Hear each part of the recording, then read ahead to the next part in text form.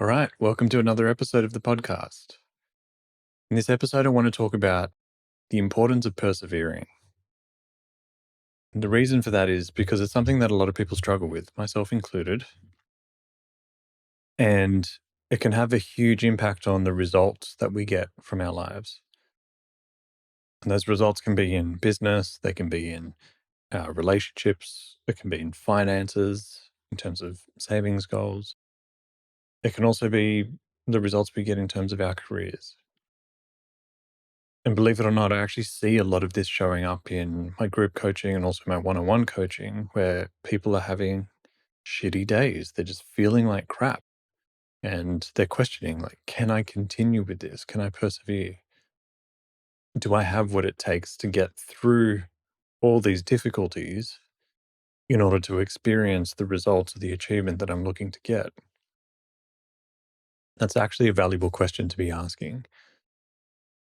Because whenever we face obstacles in life, we want to ask ourselves, do I have what it takes to overcome these obstacles or to navigate these challenges or these difficulties? Now, I know the answer to that question is always yes. Everyone has what it takes. You have everything it takes within you to navigate no matter what challenges you face. And part of the reason I say that is because we're never faced with a challenge that we can't handle. It's like life hands us these difficulties and these challenges that we are ready for and that we weren't ready for before that moment that we received it. And the only reason we're receiving it in that moment is because we are ready in that moment. And everything that happened leading up to that moment was preparing us for this next challenge that we're up against. But almost think of it like a video game. You have to go through certain levels before you get to a particular difficulty or challenge. It's not the first challenge that you start out with. But everything you did on the previous levels trained you and equipped you with the skills and the knowledge that you need to be able to combat whatever the next challenge or difficulty is on the preceding level. And I find that this is true in life too. And don't get me wrong, there's a lot about life that is non-sequential. We'd like to think of life as a linear trajectory, but the reality is it's not. Life can kind of feel like it's hitting us from all these different angles. So I thought I might tackle this topic of perseverance because it's something that a lot of people wrestle with. And it's something that I've certainly wrestled with a lot in my career and in different areas of my life too. Now, persevering on something that we're tackling, it starts with the promise that we make to ourselves, right? You may not necessarily acknowledge it as a promise, but there is an element of making a promise to yourself. Because the moment you decide, I'm going to go down this particular path, I'm going to venture down on this particular journey, you're saying to yourself that I'm making a promise to follow this through. Even if you're not using the words promise, there is a little exchange or commitment that you're making with yourself in that moment. And what persevering ensures is that you follow through and deliver on the promise that you've made to yourself. This is important because if you're not following through and delivering on the promises you make to yourself, you start to deteriorate the trust that you have in yourself, specifically the trust you have in your word to yourself. If you strip back society for everything that we know it to be, a lot of it is based on agreements that people make with one another. And those agreements are typically fortified by some kind of a legal document. Now, we're so used to signing documents and putting our signature on things that it's a no-brainer to us. We just think it's part of the agreement of being a part of society. But if you stop and do an audit of all the different places that you've put your signature down, it's kind of profound. And, I don't want to get into conspiracy theories because some people like to, but it's huge, the amount of signatures that you actually put on all kinds of documents. You think about phone bills, rental agreements, mortgage agreements, um, signing almost, I know this is common in the US, it's not so common in Australia at the moment, But signing almost every transaction with a credit card, you're putting your signature down. Signing all forms of payment, bills, you're going into contracts with utility companies. Everywhere that there exists a contract, there is a signature that's being put down. And that contract is a commitment, saying, I agree to follow through on the commitment I'm making here. So much so that I'm willing to put my signature on this. So if at some point in the future, I come to you, my internet company or my phone company, my cell company, and say, I'm not willing to follow through on this commitment that I've made, they can wave the document in your face and say, but you signed this. You told us that you were going to commit to this. So what are you going to do? Because if you choose to not follow through on this, we have a right legally to take this to court, to see through the commitment you've made. So it gives people the power to escalate the issue to eventually get you to follow through on the commitment you've made. Now, I'm kind of exaggerating where this can go, but this is what involves making a commitment or a promise. Now, if we strip back all of the legalities of society and take all of that away and go back to a time when legal documents just weren't a fundamental part of society and the way we exchange agreements, all you're left with is your word. There was and has been a lot done and achieved and agreed upon throughout humanity based on a handshake or on the word of an individual. Because at the end of the day, that's all we've really got. And so when you're making a commitment to something that you're saying, I want to follow this path down, or I want to follow down this path, rather, you're making a commitment to yourself. You're giving yourself your word that I'm going to see this through. And so when you come up against obstacles and difficulties, what's happening is you're questioning, am I willing to follow through on the word, on my word? Am I willing to follow through on what I said I was going to deliver on? And because you didn't actually sign a contract or an agreement, and there is no real accountability outside of yourself, it's easy to think, well, I can just let myself off the hook here and I won't follow through. No one's going to know. Maybe some people will know if you've made your commitment public. But, I'm just, you know what? I've decided I don't want to. I don't feel like it today, so I'm out. And what's interesting is when you look at the different areas where you may have done this throughout the course of your life, you'll find that any places that you gave up because you didn't want to, or you gave up because it got hard, you were breaking your word. And what that does, in my belief, is it breaks the trust you have for yourself in terms of trusting your word and trusting your commitment. And so it's important, as far as I'm concerned, that when we do make a commitment to ourselves, when we do give ourselves our word that we're planning on taking action on something, that we're going to follow it through to the best of our ability. Now, best is different on every day, like Don Miguel Ruiz shares in his Four Agreements book, that today is going to be different to our best tomorrow. Some days we're going to have more in the tank to be able to deliver on our best, whereas other days it may be less because we're feeling unwell or something's happened or, we've had a fight with somebody and that's thrown us off. Whatever it may be, our best is different each day. So you can at the very least, make the commitment that you're going to persevere and follow through to the best of your ability. Now, this raises the question of, do I need to be absolutely determined and have total clarity that I am going to follow through all the way through before I even take the first step? The answer to that question is no, not necessarily.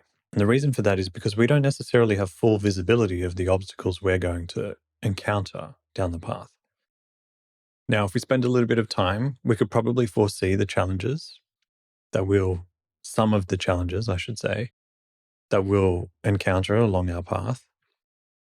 And it would be wise to sit down and write down and list out all the potential difficulties and challenges and come up with a contingency or a solution to each of those challenges. So when you eventually arrive at those challenges, you're like, well, I've been waiting for you. I totally expected you.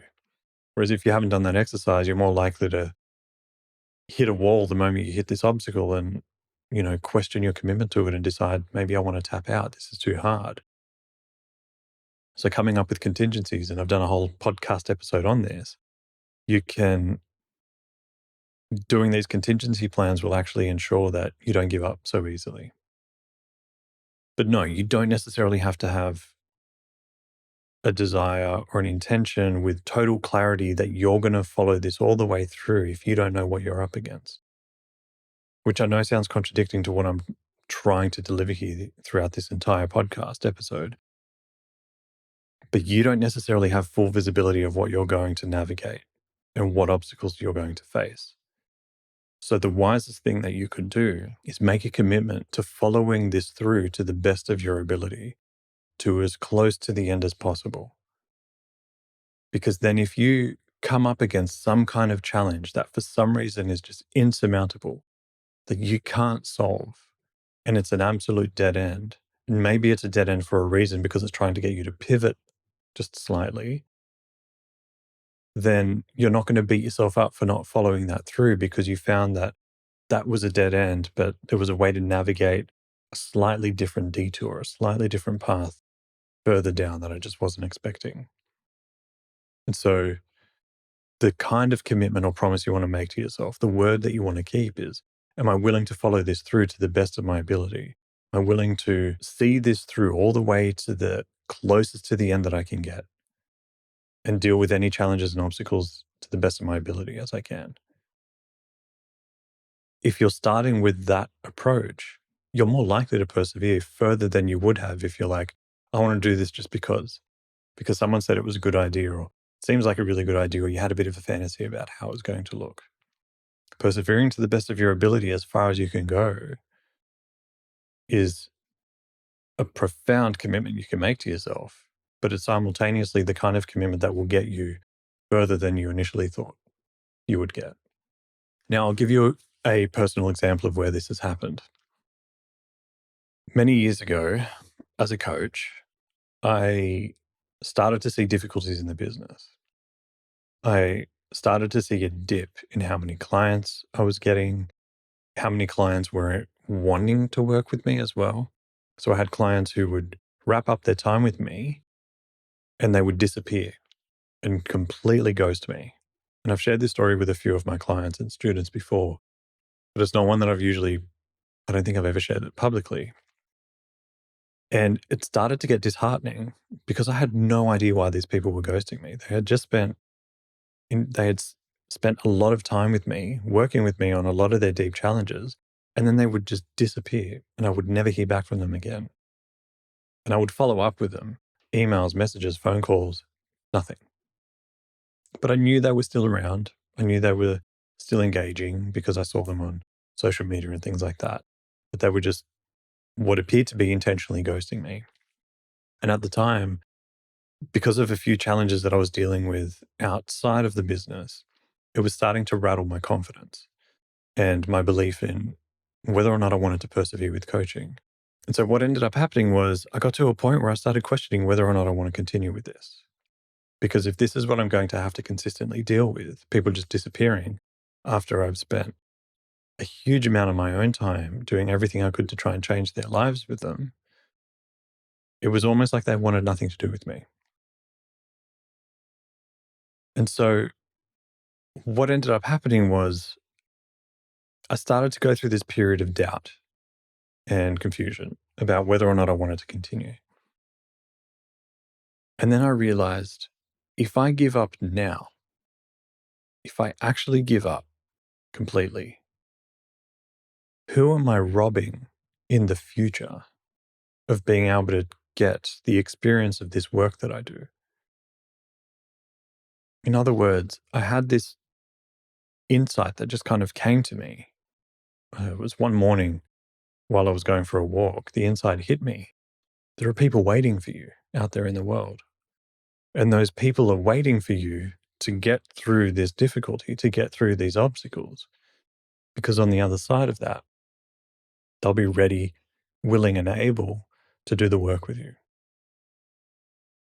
And so what ended up happening that actually helped me get through that really difficult period, because I knew it with a deep level of certainty and conviction that that was the truth. That if I was able to overcome my own inner bullshit and beliefs long enough to persevere, that I would arrive at the place where all these people that were waiting for me were congregating. Now, these weren't specific people that I knew. There weren't people sending me messages saying, I'm waiting for you to get over your stuff. It was the concept in my mind, knowing that they were there somewhere. So what ended up happening that I used as a way to help me persevere was I set an alarm on my phone. And on the iPhone, you're able to actually put a text that comes up with like a message that comes up with the alarm. And I've still got it to this day. The message says, they're waiting for you. So every time my alarm would go off and I'd look at my phone, I would see the text, they're waiting for you. And that would get me up out of bed every morning because I found a reason bigger than myself to persevere. As long as I focused on my own self and what I was trying to get from the pursuit of building my coaching business, it was too selfish. And it wasn't a big enough reason because it was a reason for one. Basically, what could I get from doing what I was doing? But then when I shifted my focus and my attention towards who are all these people that could potentially get everything they're looking for from what I can deliver from the work and the knowledge and the experience I've developed over the years, it was a reason significantly bigger than myself because of this collective group of people. And so I was able to get over myself long enough to persevere, work through my own stories and work through my own beliefs that were holding me back and, silly drama and things like that, long enough to actually find myself serving the people who were waiting for me. And what was really special for me was when I started sharing that part of my story with clients later on, years later, what I didn't expect to happen was they started saying, thank you. Thank you for persevering. And thank you for sticking with it long enough so I had the opportunity to meet you and be able to do the work with you. And I didn't expect that. The reason I was telling them the story was because I wanted to give them some insight on the value of persevering. Not because I was seeking a thank you or some kind of recognition, but what ended up happening consistently whenever I delivered that story, which humbles me to this day, is they say, thank you. Thank you for sticking with it long enough that I got to be one of those people that you served.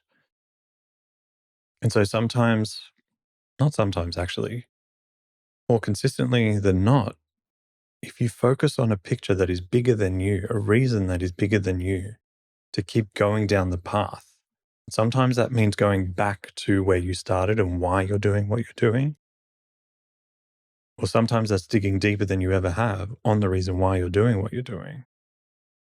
But when you do, when you arrive at this reason bigger than yourself to continue down the path, the obstacles start to look like little molehills instead of mountains.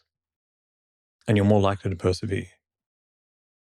And the reason why I'm talking about perseverance is because what you seek in your life is on the other end of perseverance. We hear this saying about everything you want in life is on the other side of fear, and there's some truth to that.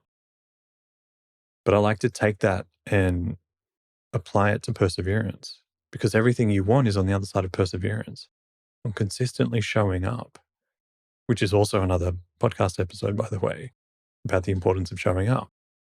Because when you consistently show up and you consistently persevere and make your commitment to following through, you're more likely to get the fruits of your labor, the fruits of your work, whether it's internal work or external work.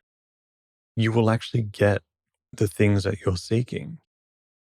Darren Hardy talks about it in his book, The Compound Effect, where he takes the compound effect of interest on finance that Einstein has described as being the eighth wonder of the world, and talks about the compound effect of behavior and habits, where most people give up before they hit that inflection point where things really start to skyrocket and take off. That's where most people give up their savings. They stop saving right before things really do take off and escalate. The same is true with habits. People give up on their journey or on their road to perseverance, on their road to achieving what they're seeking to achieve, because they're not seeing the results. The results are so minuscule. But that's because they're not focusing on the bigger picture of what happens once the inflection point is reached and things really start to take off. And so the only way you're truly going to get there is through perseverance. So the question then becomes, how do you know when it's time to actually give up or persevere? The best place to start is asking yourself, why are you doing this in the first place? What was the point of you venturing down this path? It's the question of the bigger picture. Is the bigger picture reason enough for you to continue persevering, for you to continue down this path? Or are you experiencing the sunk cost fallacy where you think the more you invest yourself in this path, the more likely you are to get the payoff? Sometimes we can delude ourselves into thinking that if we stick on this particular path, even though it's actually not working, it's objectively not working, and you keep running into a dead end, but you're perhaps being stubborn about the perseverance and you're getting yourself stuck, then you might actually end up eventually giving up because you're so fatigued by running into a dead end, which is something I've experienced as well in different elements of my business, where I thought one particular strategy would work. I was told it would work, so I stuck with it. I spent a lot of money doing it, a lot of time, a lot of energy was all invested only for me to actually eventually take a step back. And this is what you would do in any scenario, is take a step back and objectively look at what results you're getting. Not what your emotions are telling you the results are, but what the data might be telling you, the objective information. And when I looked at the objective information, it was all showing results of zero. Nothing was happening. But emotionally, I was convincing myself that it is going to, right? Now, I talk about perseverance and navigating the compound effect where there appears to be a little happening. The reality is there's still something happening. It's a little bit. With the compound effect with interest, it appears that nothing is happening. You're saving $50 a month, but that's still $50 a month. That's not zero. And the interest you might be earning could be $1 a month. That still appears to be pointless, but it's something. It's not zero. And so we've got to look at the objective information and the objective data and say, are we getting results? Okay, yes, we are. Great. So then is a question of, am I getting bored and I'm wanting to tap out, or things are getting difficult and I don't know if I want to continue down this path? Okay, if that's the question, if we look at the objective data, we're getting results. So is it just a matter of us finding ways and digging deep within us to continue down this path? But if you're looking at the results and you're not saving the $50 a month and you're not earning a $1 return on your interest or whatever it is that you're applying yourself to, you want to ask yourself, then why am I doing this? What is the point of this?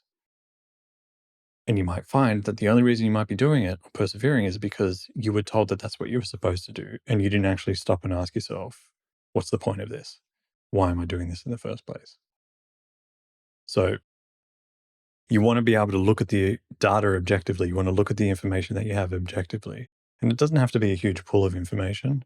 It can only be a couple of data points, but it's enough for you to go, no, what am I doing? Things need to change here. And so then how do we create the change? And what do we do? Do we just throw it all away and give up? Not necessarily. Something you can do, which is highly valuable, is make one tiny change. That's sometimes called pivoting in the startup world and the tech world. But it's also described as making a tiny little 2-degree change in your trajectory. The best analogy I can give you, and this is something I've heard Tony Robbins share, I don't know if he's the originator of it, but he talks about when you're teeing off at a golf course, depending on the way you hit the ball with your driver, the club, it can change where the ball lands by meters or yards, just by the way you hit the ball.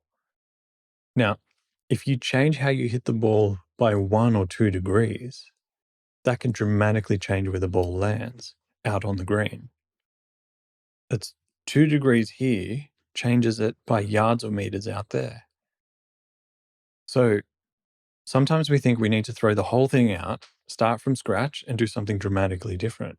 When in reality, and I've seen this time and time and time again with clients and students, is I suggest we just make one small change and see how that goes for a few weeks. And more often than not, making that tiny change, a little pivot or a little turn, starts to yield some really incredible results, which means that what they had done up until that point wasn't wasted. They take everything that they were doing up until that point and take it into what they do next with a small change. It's really as simple as that. For example, I have a client who is a brilliant lawyer here in Sydney, and he's young. He's in his late 20s.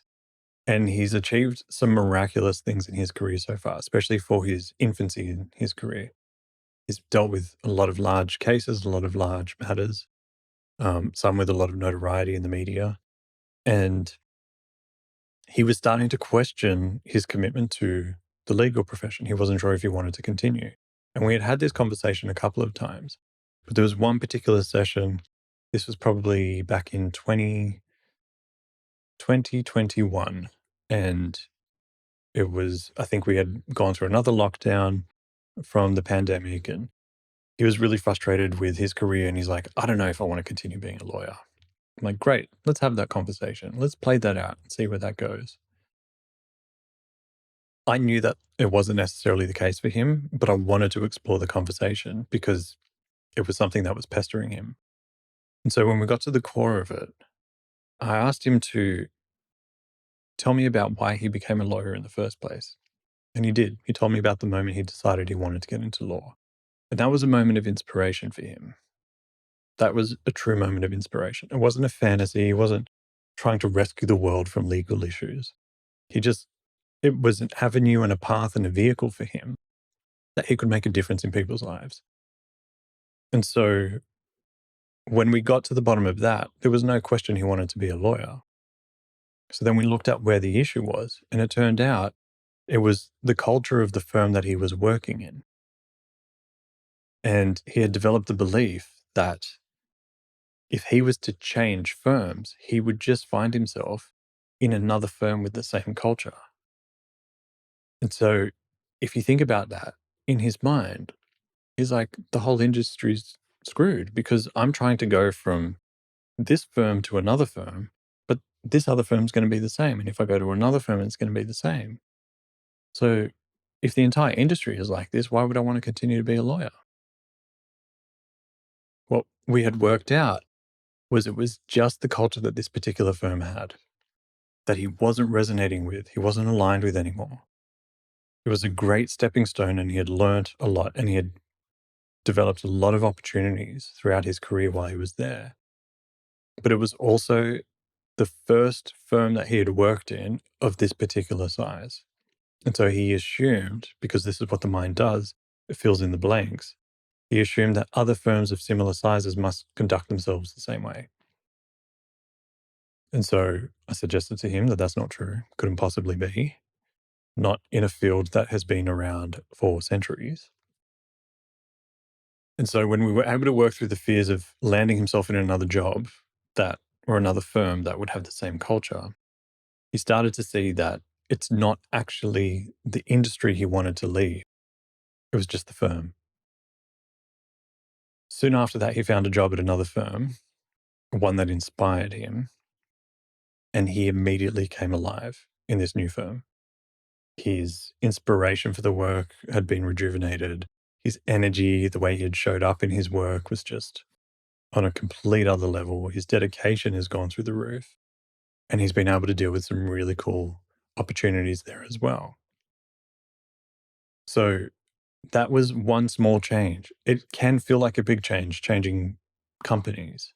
But if you zoom out on your entire life, staying within an industry, still staying within the field of law and the particular lane of law that he's in, All he did was change the firm he was working in. So he just took himself from one firm, put himself in another firm.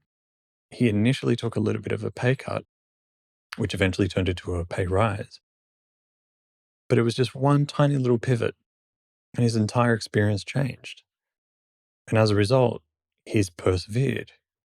And I haven't heard him since being in this new position, and it's been well over a year now. He has not once said to me, I don't know if I still want to be a lawyer.